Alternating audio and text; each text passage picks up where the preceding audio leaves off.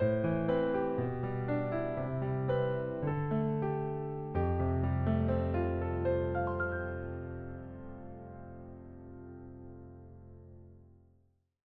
오늘도 매일 주신 기도회로 예배 자리에 나오신 여러분 모두를 환영하고 축복합니다. 1월 17일인데요. 화요일 주님의 은혜를 바라보며 나아가겠습니다. 기도하겠습니다. 참 좋으신 주님, 추운 날씨 속에서도 우리를 불러주시니 감사를 드립니다. 이른 아침부터 나지막히 주님을 부르니 우리의 마음이 벅차오릅니다. 슬픔 많고 사연 많은 이 세상이지만 주님께서 곁에 계신다 생각하니 오늘도 하늘에 잇된 삶을 살 수 있을 것만 같습니다. 주님, 약한 이들을 멸시치 않으시는 주님, 이 시간 걱정의 짐이 무거워 견디다 못해 쓰러진 이들을 위해 기도드립니다. 근심의 그늘이 너무 짙어 가슴이 먹먹한 이들을 위해 기도드립니다. 걱정할 수밖에 없고 근심할 수밖에 없는 우리의 연약함을 불쌍히 여겨주시고 하늘의 평안과 위로를 내려 주옵소서. 사업을 하는 이들에게 지혜를 주시고 안팎의 어려움으로 경영난을 겪어야 하는 이들에게 도움을 허락하여 주옵소서. 주님은 사면초가의 이스라엘 앞에서 홍해를 가르셨습니다. 주님은 우리의 생각보다 크시고 우리의 길과는 다른 분이십니다. 홍해를 갈라 마른 땅을 걷게 하신 주님, 사업으로 곤고한 모든 이들에게 하루하루 크고 작은 하나님의 손길을 경험할 수 있는 은혜를 베풀어 주옵소서. 훗날 이 시간들을 돌아보며 하나님께 그리고 자녀들에게 부끄럽지 않은 선택을 할 수 있게 도와 주옵소서. 일터에서 직원으로 땀 흘려 일하는 성도들에게 성실함과 책임감을 허락하여 주옵소서. 남들 하기 싫어하는 일을 도맡아 하게 하시고 커다란 인정과 평판이 없을지라도 하나님 보실 것을 믿으며 묵묵히 감당하게 하옵소서. 사람들에게는 신뢰를 받고 윗사람에게는 인정을 받고 아랫사람에게는 존경을 받으며 그렇게 일터에 꼭 필요한 사람이 될 수 있게 하여 주옵소서. 하나님, 우리 교회에 새 가족들이 있습니다. 교회다운 교회를 찾아 하나님의 말씀을 찾아 주님의 자녀가 되고자 결단하여 나아온 성도들이 있습니다. 우리 교회에서 지난 상처들이 치유받고 회복되게 하여 주시고 예배의 은총과 감격을 누리게 하옵소서. 우리 교회 안에서 좋은 신앙의 벗을 만나게 하여 주시고 교구와 목장에 잘 뿌리내리게 하여 주옵소서. 우리 교회가 모든 새 가족들을 환대하고 따뜻하게 맞이할 수 있는 포근한 터전이 되게 하여 주시고 새 가족을 섬기며 우리의 믿음과 소망과 사랑의 이유를 다시 한번 돌아볼 수 있는 계기가 되게 하옵소서. 오늘도 목마른 사슴처럼 주님의 은혜를 간구합니다. 하나님을 간절히 바라는 모든 이들에게 꼭 필요한 은혜와 말씀을 허락하여 주옵소서. 감사드리며 예수 그리스도의 이름으로 간절히 기도하옵나이다. 아멘. 오늘 하나님께서 우리에게 주시는 말씀은 누가복음 11장 45절에서 54절의 말씀입니다. 누가복음 11장 45절에서 54절의 말씀, 제가 하나님의 말씀 봉독하겠습니다. 한 율법교사가 예수께 대답하여 이르되 선생님, 이렇게 말씀하시니 우리까지 모욕하심이니이다. 이르시되 화 있을진저 또 너희 율법교사여, 지기 어려운 짐을 사람에게 지우고 너희는 한 손가락도 이 짐에 대지 않는도다. 화 있을진저 너희는 선지자들의 무덤을 만드는도다. 그들을 죽인 자도 너희 조상들이로다. 이와 같이 그들은 죽이고 너희는 무덤을 만드니 너희가 너희 조상의 행한 일에 증인이 되어 옳게 여기는도다. 그러므로 하나님의 지혜가 일렀으되 내가 선지자와 사도들을 그들에게 보내리니 그 중에서 더러는 죽이며 또 박해하리라 하였느니라. 창세 이후로 흘린 모든 선지자의 피를 이 세대가 담당하되 곧 아벨의 피로부터 제단과 성전 사이에서 죽임을 당한 사가랴의 피까지 하리라. 내가 너희에게 이르노니 과연 이 세대가 담당하리라. 화 있을진저 너희 율법 교사여, 너희가 지식의 열쇠를 가져가서 너희도 들어가지 않고 또 들어가고자 하는 자도 막았느니라 하시니라. 거기서 나오실 때에 서기관과 바리새인들이 거세게 달려들어 여러 가지 일을 따져 묻고 그 입에서 나오는 말을 책잡고자 하여 노리고 있더라. 아멘. 오늘까지 누가복음 11장의 이제 말씀인데요. 여러분 어제 누가복음 11장 이제 44절까지 이제 저희가 읽었습니다. 바리새인들을 향한 말씀이었죠. 바리새인들 경고의 말씀이었습니다. 화가 있을 것이다. 경고하는 이제 말씀이었는데요. 위선에 대한 그런 이제 경고하는 말씀을 이제 주님이 하셨죠. 우리가 이제 생각하기에는 어느 정도의 이제 우리가 어떤 위선을 하면서 살아가기는 하잖아요. 속에 있는 마음을 다 사람들 앞에서 내놓지는 않잖아요.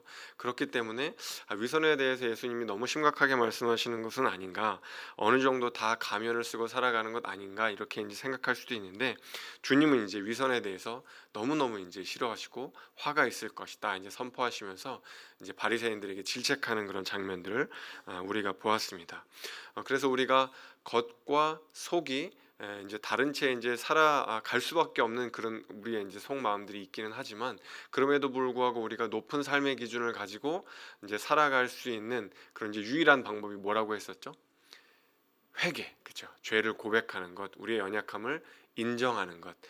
이제 그것이 이제 하나님께서 우리에게 바라시는 바다, 이제 그런 이야기를 했습니다.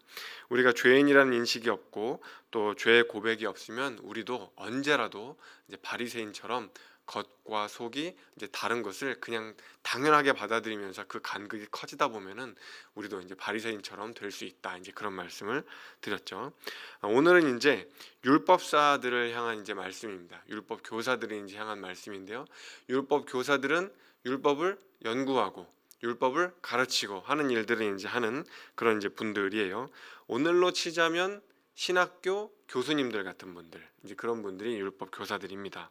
성서를 이제 평생을 연구해 왔으니까 율법에 대한 지식, 하나님의 말씀에 대한 지식으로 따지자면 타의 추종을 불허하는 분들이라고 이야기할 수 있을 것 같아요. 자, 어제 말씀에서 이제 예수님이 바리새인들에게 화가 있을 것이다, 이제 그렇게 이제 이야기를 하니까 옆에서 듣고 있던 율법 교사들도 덩달아서 버럭하고 이제 화를 냅니다. 45절 말씀에 보니까 뭐라고 하냐면, 예수님께서 그렇게 말씀을 하시는 것은 바리새인들만 모욕하는 것이 아니라 우리까지도, 율법 교사들까지도 모욕하는 것입니다. 욕되게 하는 것입니다. 그렇게 하면서 따져요. 옆에서 듣고 있던 율법 교사들이 오히려 이제 따집니다. 이걸 보면 이제 뭐를 알 수 있냐면, 율법 교사들이나 바리새인들이 비슷한 입장, 비슷한 생각을 갖고 있었다는 걸 볼 수 있어요. 그러니까 남들 앞에서 이제 대접받는 거 좋아하고, 또 이제 밥 먹을 때 손을 씻지 않으면은 그것은 하나님의 율법을 어긴 거다, 이렇게 이제 똑같이 생각을 했다는 거죠. 속 사람보다는 겉으로 사람들 앞에 나타나는 모습을 이제 즐기고 좋아하고, 이런 것들이 이제 율법 교사들도 비슷했다, 이것들을 보여주는 대목이라고 할 수 있겠죠. 그러자 이제 예수님이 바리새인들에게 했던 것처럼 율법 교사들에게도 무려 3번에 걸쳐서 화가 있을 것이다, 이렇게 이제 이야기를 합니다. 46절, 47절, 그리고 52절, 이렇게 이제 3개 구절에서 예수님이 지적을 하시죠. 먼저 이제 46절에 보니까요, 그런 이야기를 해요. 자기들도 지기 어려운 짐을 다른 사람들에게 지우고는 자기들은, 율법 교사들은 손가락 하나도 까딱하지 않는다. 그러면서 예수님이 야단을 치시죠. 우리 식으로 얘기하면 이런 거죠. 이제 우리가 사랑해야 한다, 용서해야 한다, 또 악에서 떠나야 된다, 우리가 이제 그렇게 말씀을 드렸잖아요. 그런데 그렇게 말하면서 정작 율법사 자신은 가르치는 대로 살지 않는다, 그러면서 이제 야단을 치시는 거죠. 가르치기는 그렇게 가르치면서 실제로 너희는 그렇게 살지는 않는구나. 또 이제 두 번째 47절에 보니까요, 또 그런 이야기를 하고 있죠. 하나님 말씀을 선포한 선지자들을 죽인 사람들이 있는데, 그 선지자들을 죽인 사람들이 누구다? 율법사들의 조상이다, 너희 선배다, 그런 이야기를 하는 거예요. 그러면서 48절에 너희도 조상의 행한 일에 증인이 되어 옳게 여기는도다, 이렇게 이제 이야기를 해요. 무슨 이야기냐면 너희도 동조하지 않았느냐? 너희도 선지자 죽일 때 그래도 된다, 옳다 그렇게 이야기하지 않았느냐? 너희가 증인이지 않느냐? 그렇게 이제 이야기를 하는 거예요. 너희도 다 똑같은 사람들이다. 그러면서 예수님이 질타를 하시는 거죠. 심지어는 뭐라고 하시냐면 아벨의 피부터 사가랴의 피까지, 그러니까 이 땅에, 유대 땅에 존재했던 모든 의인들의 그런 피, 억울하게 죽임당한 사람들의 피 흘린 것에 대해서까지 율법사들에게 책임을 묻고 계시는 거예요. 그렇게 이제 두 번째로 화가 있을지 이제 이야기하시고, 세 번째 이제 52절입니다. 52절. 52절에 보니까 사람들을 잘못 가르쳐서 하나님 나라에 들어가는 입구를 막아버렸다는 거예요. 자기들만 못 들어가면 괜찮은데 다른 사람들까지도 못 들어가게 그 입구를 막아버렸다. 그렇게 이제 이야기를 하는 거예요. 근데 여러분, 율법교사들이 누구라 그랬죠? 누구보다도 말씀을 잘 아는 사람들, 그리고 그 말씀을 연구하고 가르치는 사람들인데, 이렇게 이제 다른 사람들에게 잘못 가르치고 또 제대로 살지 않아서 그 하나님 나라에 들어간 입구를 막아버렸다는 거예요. 여러분, 대표적인 게 누가 있을까요? 이단들이죠. 이단들이 하나님의 말씀을 막 잘못 가르치잖아요. 근데 이제 이단들 만나서 이야기하다 보면 간혹 정말 성경을 알고 싶어서, 정말 하나님의 말씀을 알고 싶어서 방황하다가 정통 교회에서는 말씀을 제대로 가르쳐주지 않으니까 이단으로 가게 됐다고 이야기하면서 그 이단을 자랑스럽게 생각하며 전도하시는 분들이 있어요. 너무나 안타깝죠.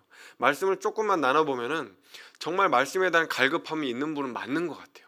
그런데 이단들에서 잘못 가르쳐서, 정통 교회에서 잘 안 가르쳐줘서 그렇게 넘어가셨던 분들도 있더라고요. 정말 안타까운 거죠. 이단이야말로 그 입구를 막아버리는 자들인데 교회가 그걸 안 가르쳐주고 잘못 가르쳐줘서 거기 넘어갔다는 사실이 정말 안타깝더라고요. 제가 청년 시절에 영향을 많이 받았던 그 여러분들 가운데 이제 한 분이 있는데, 손봉호 교수님이라는 분이 있어요. 이제 이분이 누구냐면 우리나라에서 기독교 윤리 운동을 처음으로 이제 시작하셨던 분이에요. 크리스천이시고 장로님이신데 서울대 이제 한때 철학과 이제 교수님이셨죠. 보수교단인 고신교단, 그 이제 부산을 베이스로 성장한 그 고신교단에서 이제 활동을 하셨던 분입니다. 신학적으로 보나 아주 이제 똑똑한 분이셨고, 또 이제 삶으로 보나 말씀대로 살기 위해서 발버둥을 치셨던 그런 고신교단의, 보수교단의 원로이신 분입니다. 그래서 이제 오랫동안 우리나라의 그 이제 국제 기아 대책 기구, 그 어려운 그 이제 아동들을 돕는 그 국제 기아 대책 기구의 이사장으로도 오랫동안 이제 계셨던 분이기도 하죠. 근데 이제 한 번은 어떤 분이 이분을 이제 인터뷰를 하면서 이제 그런 질문을 해요. 아니, 신학적으로 보나 삶으로 보나 누가 봐도 목회를 하셨어야 하는 분인 것 같은데 왜 목회를 안 하셨습니까, 교수님? 공부가 좋아서 그랬습니까? 왜 목회를 안 하셨습니까? 이렇게 질문을 해요. 왜냐면 워낙 이제 그 신학적으로도 똑똑하고 또 이제 삶으로도 말씀대로 살려고 애쓰셨던 분이기 때문에 누가 이런 질문을 하셨어요. 왜 목회자가 되지 않으셨느냐? 그랬더니 이제 이분이 이렇게 이제 대답을 해요. 이제껏 제가 그 살아오면서 목회를 하셨던 분들을, 여러분들을 보아왔는데 그 분들의 삶을 보니 나는 목회를 할 엄두가 나지 않았습니다. 그렇게 이야기를 해요. 나는 그분들처럼 그렇게 청빈하게 살 자신도 없고 그분들처럼 그렇게 말씀대로 살 자신도 없다. 그렇게 이제 이야기를 하는 거예요. 누가 봐도 정말 열심히 사신 분인데 그렇게 이야기를 하시는 거예요. 선배 목사님들을 보니 그렇더라.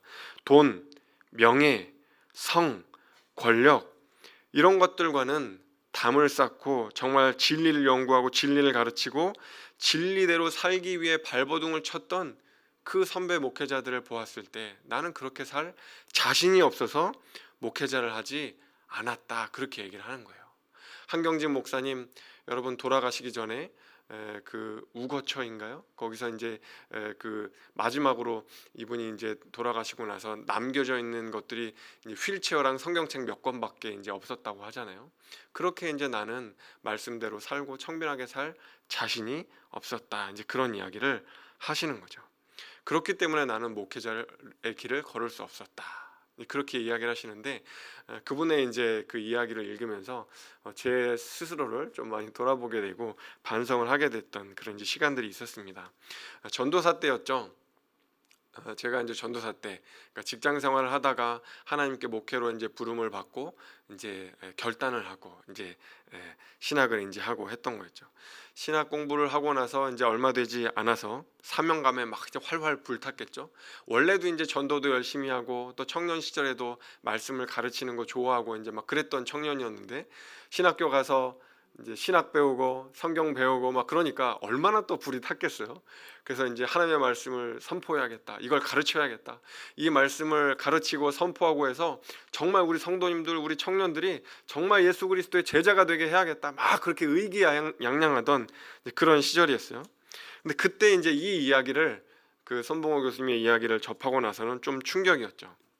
왜냐하면 진리대로 살려고 발버둥을 치기보다 이 진리를 가르치기를 좋아하고 설교하기를 좋아하고 그런 이제 제 모습을 발견했을 때 좀 많이 부끄러웠던 거예요.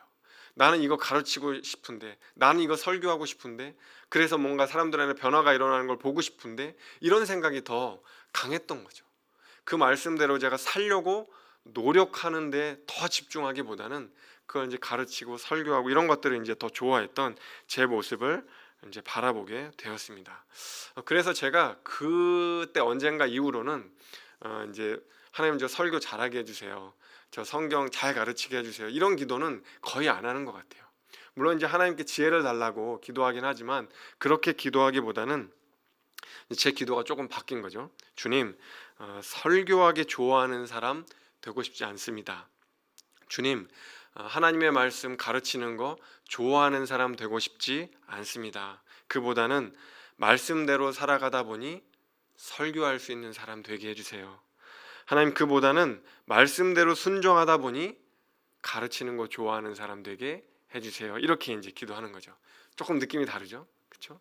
그냥 가르치고 설교하는 거 좋아하는 게 아니라 말씀대로 살아가다 보니, 말씀대로 순종하기 위해 발버둥 치다 보니 설교도 하고 가르치기도 하는 그런 사람 되게 해주세요라고 기도문이 바뀌게 되는 것 같습니다. 저는 목회자가 되고 나서 말씀을 가르치는 게 때로는 두렵습니다. 때로는 설교하는 게 두렵다는 생각이 들 때가 있어요. 잘못 가르치면 어떻게 하지? 잘못 말씀을 선포하면 어떻게 하지? 그리고 바른 말씀을 선포했다고 하더라도 제가 그 말씀대로 살지 못해서 우리 성도님들이 저 때문에 시험에 걸려 넘어져서 그 하나님 나라에 들어가는 입구가 막혀버리게 되는 일이 생기면 어떻게 하지? 이제 그런 생각을 가끔 하게 되기 때문이죠. 여러분, 그런데 생각해 보면 꼭 목회자에게만 해당되는 일은 아닌 것 같아요.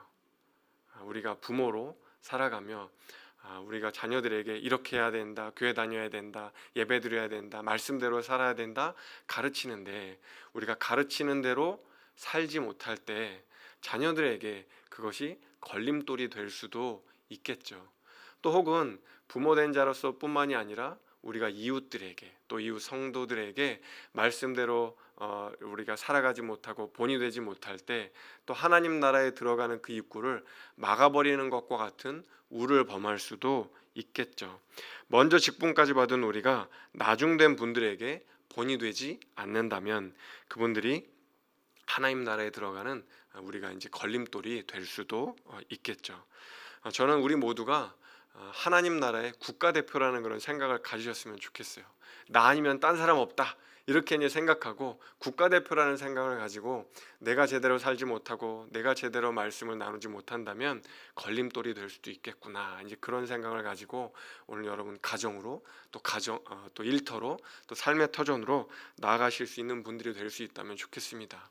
그러면 어떻게 해야 된단 말인가? 우리가 다 연약한데, 그렇죠, 우리가 완벽하지는 못하지만 그래도 노력하고 있다, 그래도 발버둥 치고 있다, 그래도 진실하게 살려고 애쓰고 있다. 우리가 그 정도 메시지를 전할 수 있다면 참 좋을 것 같아요.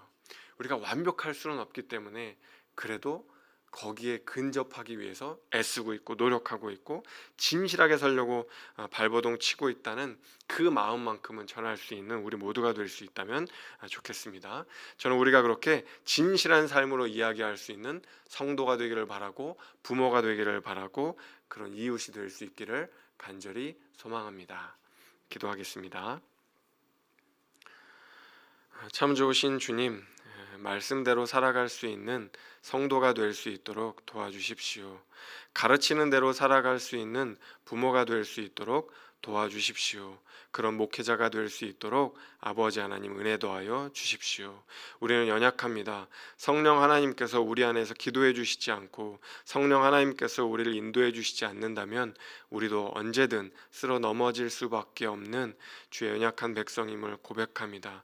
하지만 하나님께서 주시는 힘과 지혜로 우리에게 맡겨주신 삶의 직분을 감당할 수 있음을 믿사오니 아버지 하나님 우리와 함께하여 주옵소서. 만나게 되는 모든 이들에게 진실한 성도로 살아갈 수 있는 그런 간절한 메시지 하나 전할 수 있도록 우리와 함께하여 주옵소서. 감사드리며 이 모든 것 예수 그리스도 이름으로 간절히 기도하옵나이다.